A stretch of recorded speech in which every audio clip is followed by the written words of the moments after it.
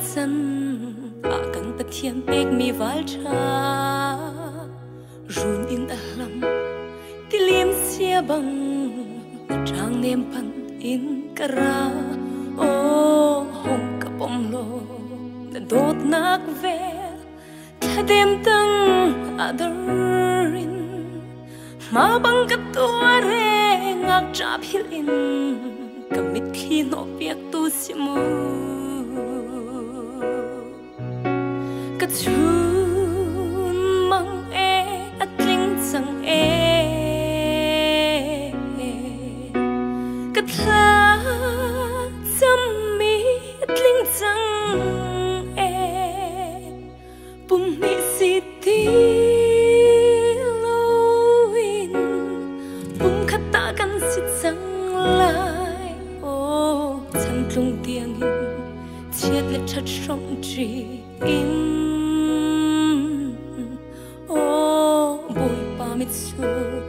dum chung arian chuan ti si mui le sam ale pum le ro zo in tu le thi mi kan silo kan pathiani sam shi si mi chu kan si val chao o atzat khau mi du le do na shi in cham mi kan silo atzat khâu lo gì su đốt nạc xin chăm mi cần xin rằng nghe cả chú mang e at linh rằng e cả tha chăm mi at linh rằng e bông thích gì đi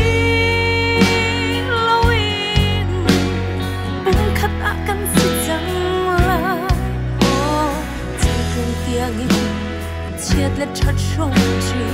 in oh đôi bao bít xua đúng chung arian chuan chỉ si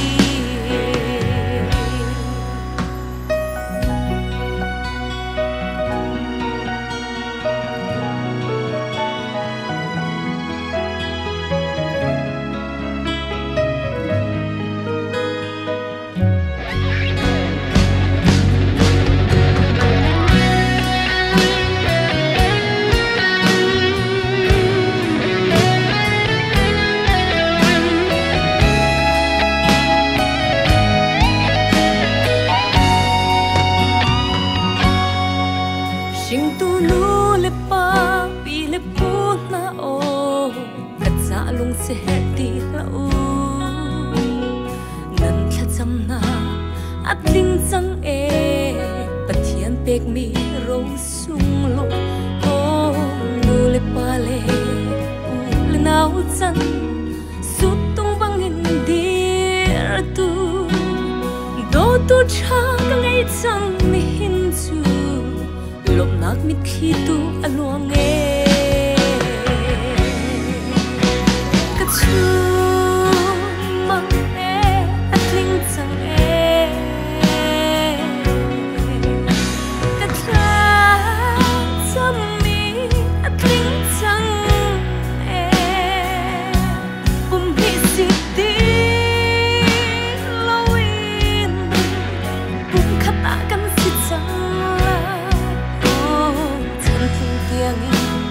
chiết lên chót sông chỉ in oh đôi ba mít xua đúng chung arian chuan chỉ si cả chú mang e atling sang e cả thla chăm mi atling sang